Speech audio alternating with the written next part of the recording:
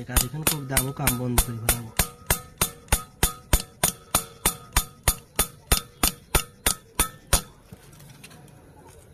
কালকে বাবু কর্মকারের কাছে যে কলাম কি যে ভাই আমি তো কালকে দোকানে আসবো না রে। ও বলতে থেকে আমিও তো কাল দোকানে আসবো না ভাই, আমি কাল পরশু শনিবারের দোকানেও আসবো না, আমি রবিবারে দুটি দোকানে আসি। আর দেখা যাচ্ছে দুইজনে একবারে দোকান বন্ধ দিলে কেমন, আমি একটু দোকানে যাই গিয়ে।